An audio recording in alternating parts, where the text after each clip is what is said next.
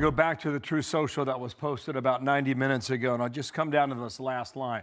The United States offered a 15-point resolution. The Iranians have a 10-point counter solution. We'll get that in a moment here, resolution, I should say. Many of the 15 points have already been agreed to. Thank you for your attention to this matter. So that's the position of the United States. Come on over here. We'll let you know what they're saying out of Tehran. 10-point peace proposal.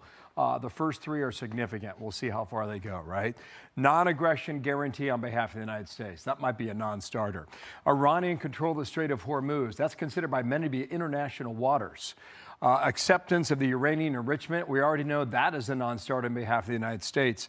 The next 2 points, 4 and 5, deal with sanctions relief from the United States and also the UN. Points 6 and 7 also deal with some of the resolutions that have come out of the United Nations with regard to its nuclear program, including the IAEA. Keep in mind, in the end, if you get to a peaceful resolution, who are the inspectors going into Iran?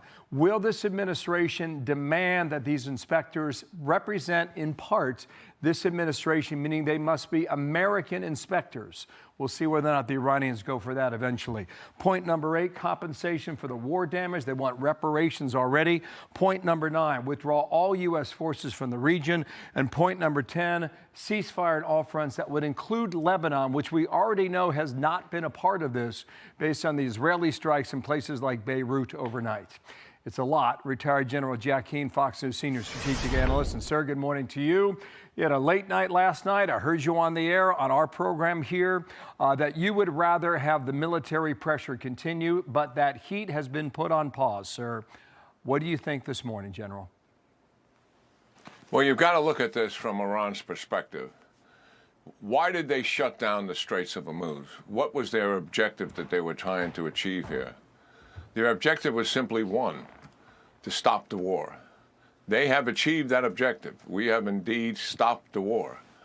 So what, and not only that, the Iranians are still in control, Bill. The IRGC Navy has told all the ships in the Gulf to pass through the straits, you need our permission. So they're very much in control of the Straits of Hormuz, and all of those ships are going to abide by those warnings, certainly, that Iran has given. So what's their play going forward here? I think they got 2 plays to make here.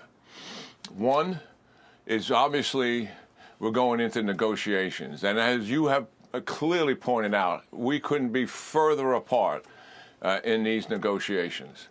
And that's one of the reasons why Iran published their 10-point plan. I mean, they're bold about it. This is what we want to achieve. But they're setting the stage for extending the negotiations. They are masters at obfuscation and delay. Their objective going into the negotiation will be to delay the negotiations, extend the ceasefire. Why? Well, we're getting closer to a deal here. They will say anything to convince our negotiators of that. We're getting closer to a deal. And what we would do, if we extend those negotiations, Iran is buying for time. Why? Because as time goes by, the oil prices start to come down, the pressure is off the president and the administration economically and financially and also somewhat politically.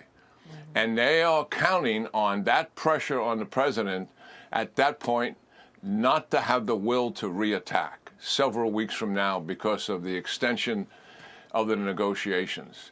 That is what they're counting on. What we should do right now is issue an ultimatum to them based on the 2 weeks. Iran, you meet our conditions, and we know what those conditions are, and the president wants to make them public once again, make them public. And if you don't meet our conditions in 2 weeks, then we're going to reattack.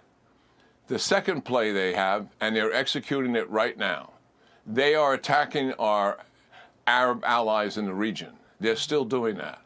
Why are they doing that? They're doing that because they want the Arabs to pressure the administration to shut down Israel's attack in Lebanon. The Prime Minister and the President talked yesterday, and the Prime Minister certainly wanted to continue his operation in Lebanon to clear out all of the Hezbollah that have been attacking into northern Israel and somewhat into central Israel as well. Once and for all, they're going to take down every infrastructure that is there. That is what they're about, and they got ground troops doing it. They're not going to put up with this anymore. In other words, they're going to do something more considerable than what they did several months ago. And they want the permission to do that, and the Iranians want that stopped, and that's their second play here. And certainly what I'm hoping the administration does is support the prime minister on this and let them clear out the Hezbollah from that area. That is what I think is in front of us in terms of what the Iranians are trying to do and what the United States and how we should handle what's taking place here. J.D. Vance, in an interview just a few hours ago, said that we are in a fragile truce. And I was wondering about that last night. Like, at what point would you think that the truce, would you know that the truce would be broken? Because it's also unclear to me, as Pete Hegseth pointed out, can whoever's in charge in Iran right now get the message to all their people out there in the country to make sure that they don't break the truce? I don't think that's much of an issue. I mean, it always takes time to get the subordinate units to shut down. And the Iranians obviously have serious command and control issues here because of the decapitation we've done to their leadership and their chain of command. I mean, we're continuing to cyber attack them, we're continuing to kinetically attack them, up until last night.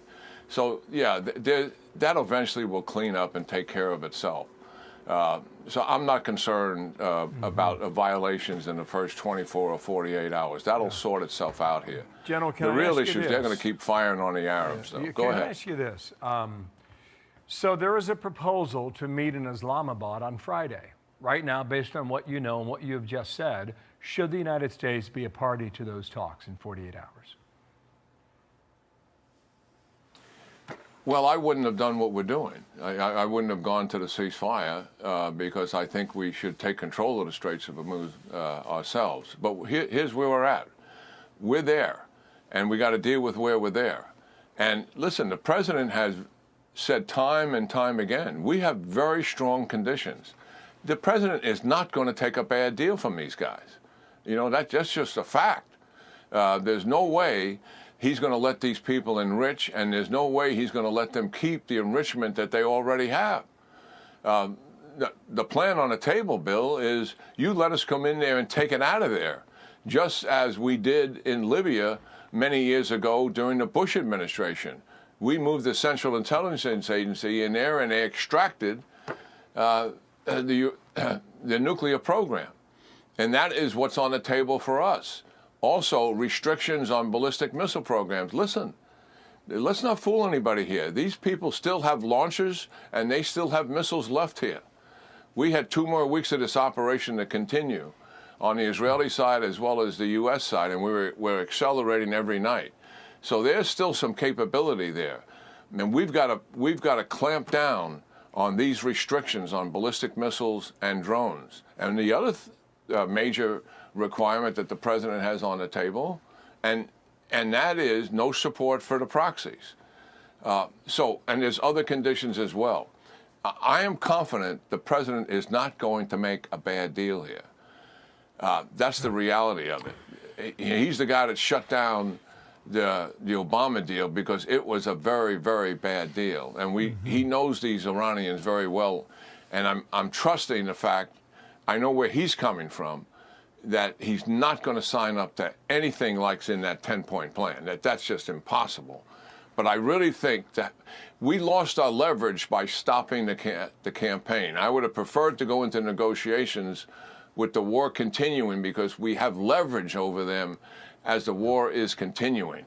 That's kind of Putin's playbook, isn't it? He doesn't want to go to a ceasefire, and he keeps the war going. So we are where we are. But the president still can get the leverage back very quickly by issuing an ultimatum. You've got 2 weeks to meet my conditions or else. And we go back to where we were. General Keane, thank you for catching us up. Great stuff. Thank you, sir. We'll talk throughout the day. Be sure to like and subscribe for all the Fox News latest on YouTube and catch full shows streaming now on Fox One.